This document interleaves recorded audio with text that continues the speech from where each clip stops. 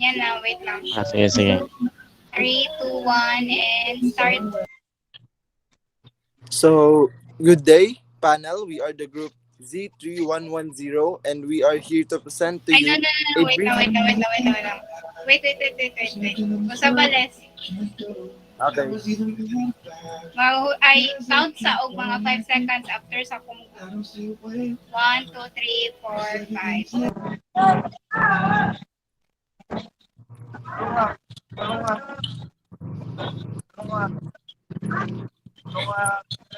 Good day, panel. We are the group Z3110 and we are here to present to you a brief but concise overview of our study entitled The Influence of Time Allocation to Academic Performance of Social Studies Students in UMTC. Without further ado, let us start in the introduction of our study to be presented by my co-researcher, Mr. Kenneth Dave Danila.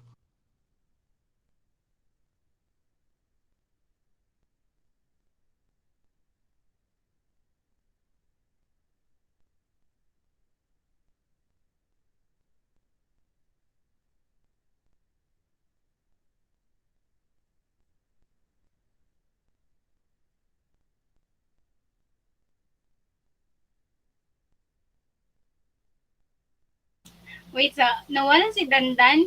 Dan, wala may madungog dan. Asa man si Dandan? Ay, naka-off di akong mic day. Sorry, Ano ka sorry. na, Dave? Hanna. Nangyapon ka, Dave. Wala. Sorry. Sorry. Gago na si Wala ko Dave, man. oy. Sorry, nagyaw-yop ako diri ah. Si Dave. Kunyapon sa Dave, ikaw yung Dave na. Oo, kabantay pa. Sige. Sige pa, last pa, last. Sorry, what's up? Okay, 3, 2, 1, and go. Good day, we are the group Z3110 and we are here to present to you a brief but concise overview of our study entitled The Influence of Time Allocation to Academic Performance of Social Studies Students in UMTC. Without further ado, let's start in the introduction of our study to be presented by my co-researcher, Mr. Kenneth Dave Danila. Good day, ma'am. Good day, sir. In this slide, I will discuss the introduction of our study. So our title is The Influence of Time Allocation on the Academic Performance of BS Ed Social Studies in UMTC.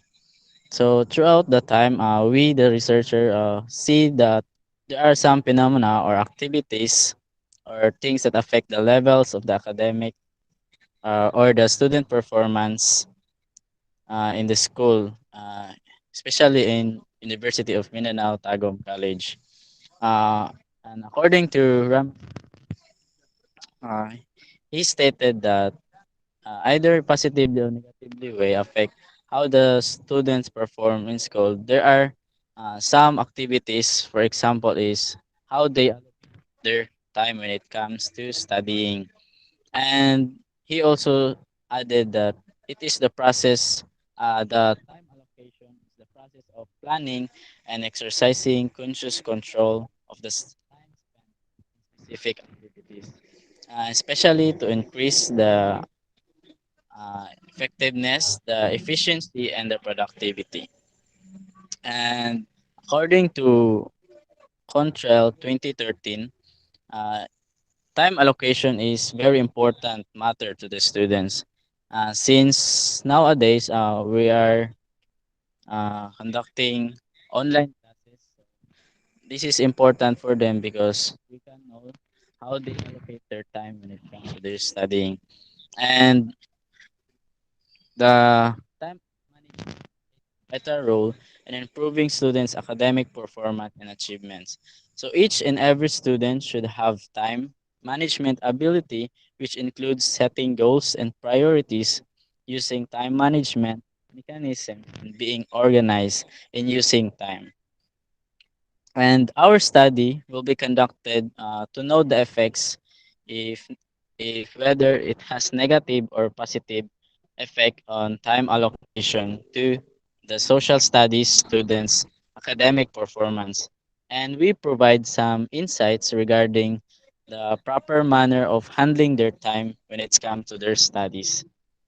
and these studies will serve as a guide and will provide our awareness about how to allocate their time properly in some coping their activities in schools. And lastly, we the researchers will serve as the basis for future research to enhance our study, and we find our answers to explore our research study. So I guess this slide will be end, and the next will be discussed by my co-researchers about the review-related literature by Mr. Jason. Okay, thank you, Mr. Kenneth Dave. I'm here to present to you. First of all, good day, sir, ma'am. I'm here to present to you the review-related literature of our research entitled "The Influence of Time Allocation to Academic Performance of Social Studies Students in UNTC." Since we have two variables, the first variable is indicated by two indicators, and the last variable is indicated only one indicator. So the first variable is the time allocation.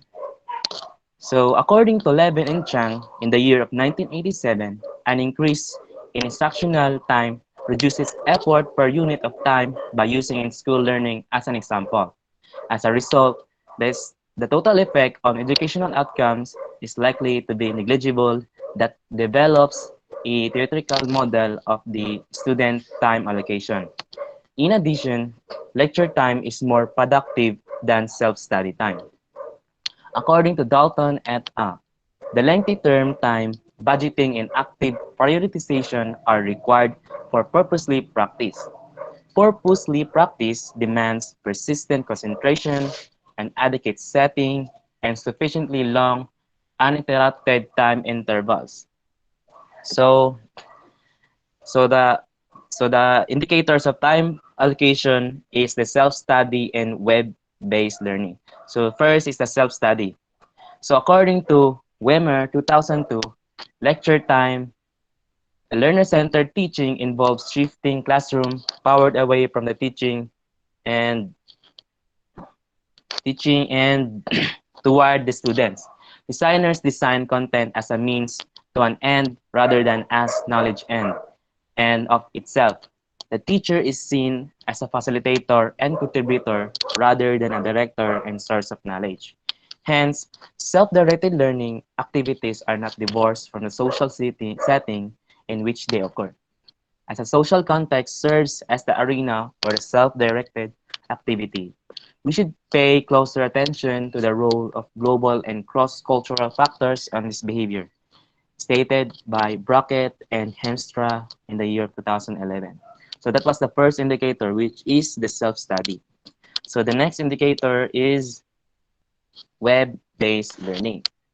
So according to Miller K. in the year 2002, studying and going through lectures online requires some personal time. This requires self-discipline and a keen understanding of how to manage your time throughout the day.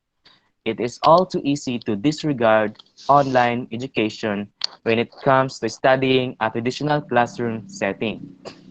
In addition, students can battle distractions and improve their time management skills by scheduling breaks in between work hours. This enables the online learner to concentrate on her studies while remaining confident that she will have access to social networking sites once she or he is through.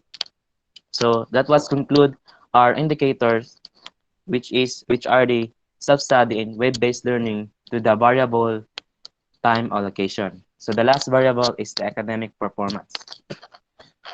So according to Gallier 2006, according to these researchers, the measuring of students' academic achievement has attracted a lot of attention.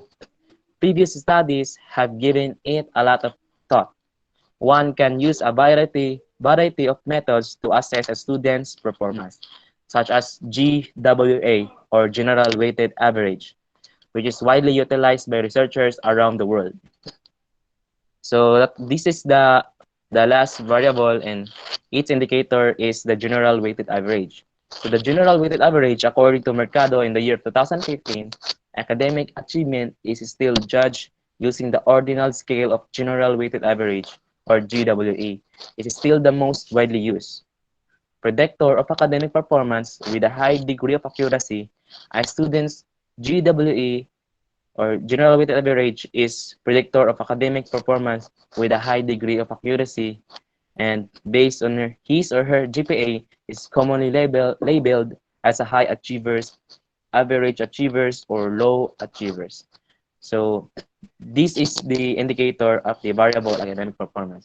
So that concludes all the review-related literature of this study entitled The Influence of Time Allocation to Academic Performance of Social Studies Students in UMTC. So that was all my presentation, and back to you, Mr. John Leslie.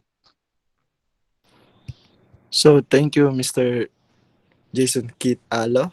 So next slide.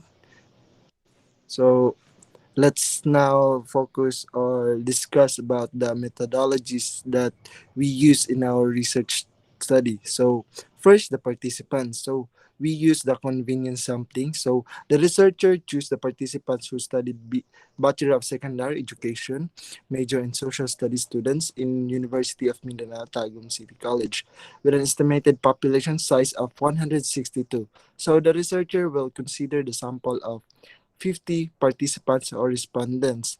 Next is the materials or instrument we use in our study. So in conducting this quantitative study, the researcher will utilize the researcher-made survey questionnaire through the help of the Google Forms.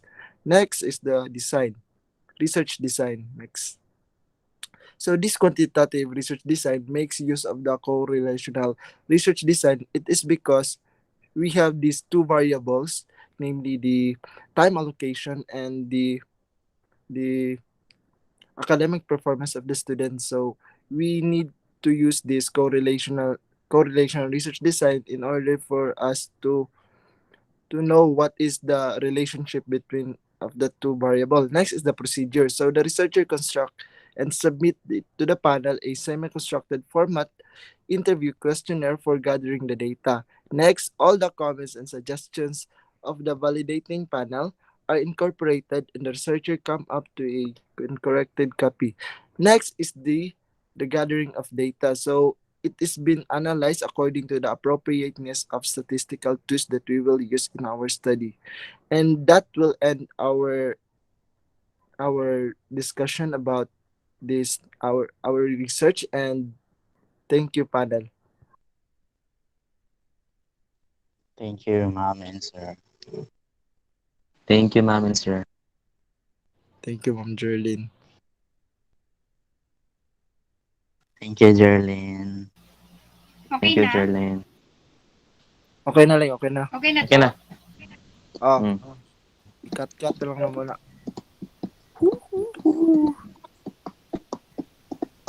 Mawala, Sa, wala good ang buntag ko inyong mag-edit thumbs ato. up.